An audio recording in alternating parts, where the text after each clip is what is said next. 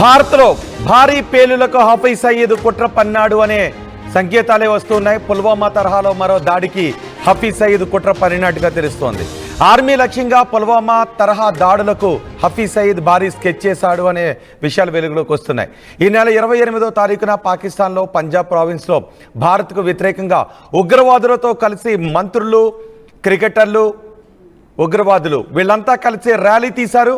వాళ్ళందరూ ఒక సమావేశాన్ని ఏర్పాటు చేసుకున్నారు. అందులో ఒక ఉగ్రవాది అంటాడు, పుల్వామా దాడికి నేను కారణం అని అంటూ ఉన్నారు. నేను కారణం అని చెప్పుకోవటానికి గర్వపడుతున్నాను. ప్రపంచం ఇప్పుడు నన్ను గుర్తిస్తోంది అని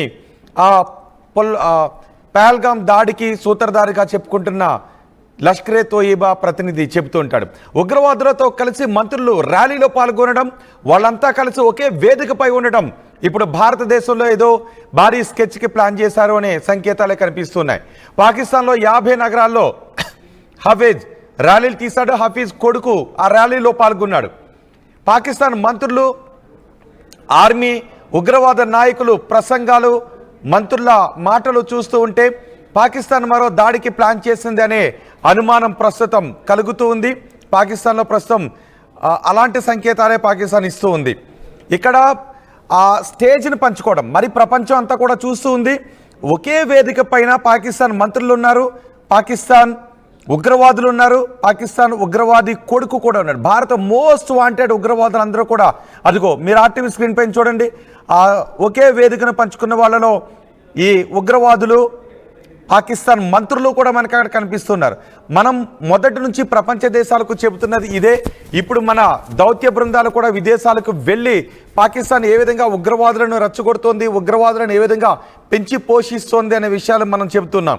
ఇప్పుడు పాకిస్తాన్లో క్రికెటర్ అఫ్రిదీతో పాటు పాకిస్తాన్ మంత్రులు, ఈ ఉగ్రవాదులందరూ కూడా ర్యాలీ తీయటం, ఒక సమావేశాన్ని ఏర్పాటు చేసుకొని మాట్లాడుకోవటం, ఇవన్నీ భారతదేశంలో మరో ఉగ్ర కుట్రకు ఈ పాకిస్తాన్ తెరలేపుతోంది అనే విషయం అర్థమవుతుందని చెబుతూ ఉన్నారు.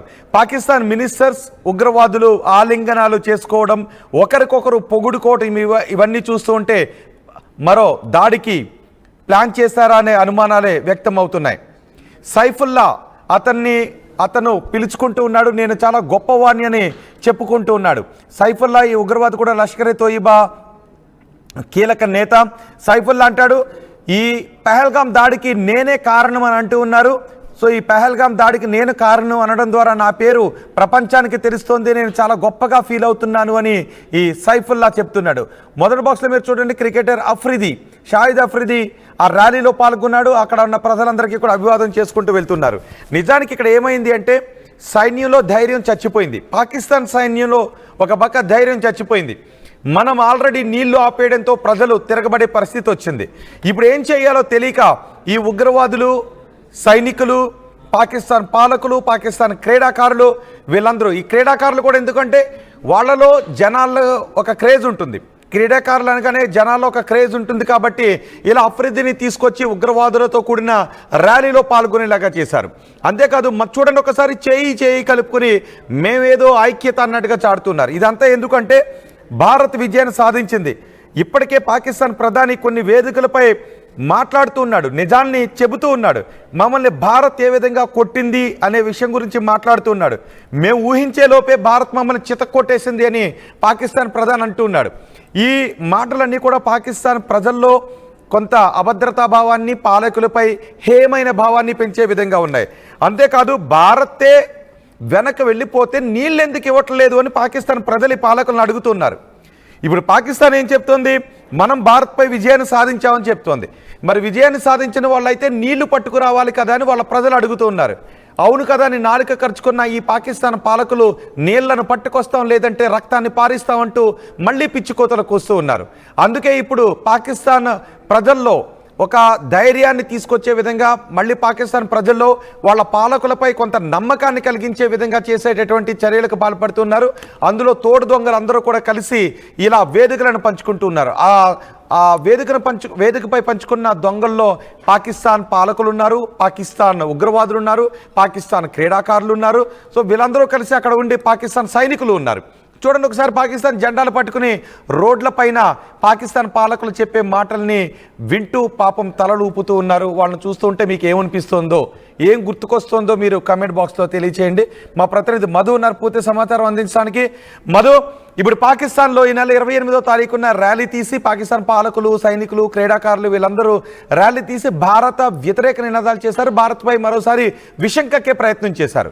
దీంతో కొన్ని అనుమానాలు వ్యక్తమవుతున్నాయి. భారత్పై మరో ఉగ్రదాడికి ప్లాన్ చేస్తున్నారని గతంలో కూడా మనం చూసాం. మునీర్ మీద వ్యక్తమవుతున్నటువంటి వ్యతిరేక భావాన్ని తొలగించుకోవటానికి భారతదేశంపై విషం కక్కి భారత వ్యతిరేక మాటలు మాట్లాడి పెహల్గాం దాడికి ఇదంతా కూడా ప్లాన్ చేశారు, తనపై వస్తున్నటువంటి వ్యతిరేకతను పక్కదారి పట్టించడానికి.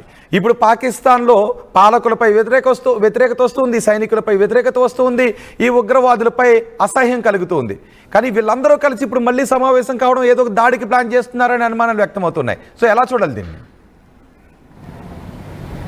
ఎగ్జాక్ట్లీ, పహల్గాం ఉగ్రదాడికి సూత్రధారి సైఫుల్లా, ఆయనతో పాటు మరికొంతమంది ఉగ్రవాదులు, ప్రభుత్వంలో ఉన్నటువంటి మంత్రులు, కీలకమైనటువంటి వ్యక్తులంతా ఈ ర్యాలీలో కనపడ్డారు, ఈ సమావేశంలో కనపడ్డారు. చాలా స్పష్టంగా కనిపిస్తూ ఉంది పాకిస్తాన్కి సంబంధించినటువంటి వైఖరి ఏంటి అనేటువంటిది. పలు వేదికలతో ఇప్పటికే బహిర్గతమైన వారి బుద్ధి, వారికి సంబంధించినటువంటి చర్యలు, మళ్ళీ అదే రీతిలో అదే ద్వేషం, అదే రకమైనటువంటి కుట్ర చేసేటువంటి ప్రయత్నంలో భాగంగా ఒకే వేదిక పైన వీళ్ళంతా మాట్లాడుతున్నటువంటి పరిస్థితి. పాకిస్తాన్ అంతా ఒక్కసారిగా మళ్ళీ భారత్ పైన విషం కక్కే ప్రయత్నం చేస్తూ ఉన్నారు. ఇక్కడ విషయం ఏంటి అంటే, ఉగ్రవాదులతో కలిసి అక్కడ ఉన్నటువంటి మంత్రులు పాల్గొనడం, ఉగ్రవాద కార్యకలాపాలు చేసి ఉగ్రవాద శిబిరాలు నిర్వహించి ఉగ్రవాదులను తయారు చేస్తున్నటువంటి వారితో, పాకిస్తాన్లో ఉన్నటువంటి మంత్రులే వారితో కలిసి ఈ దీంట్లో పాల్గొనడం.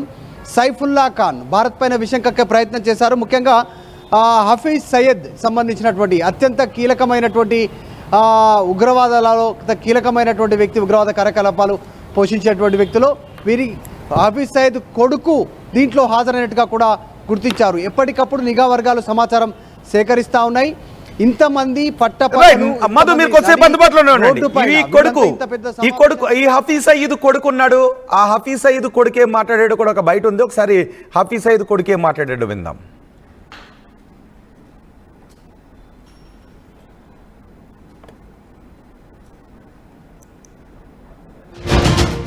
मेरे मोहतरम भाइयों, आज का आने वाला 28 मई ये बुनियान मरसूस के साथ आया है।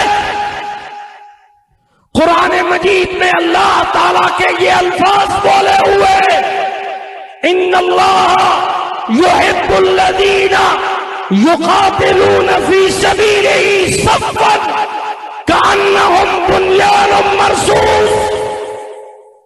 अल्लाह ताला उन लोगों से मोहब्बत करता है, प्यार करता है।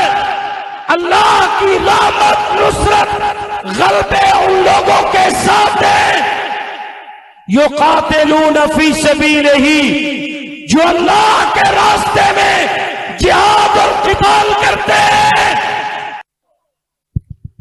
मेरे मोहतरम भाइयों, आज का आने वाला 28 मई ये बुनियान मरसूस के साथ आया है।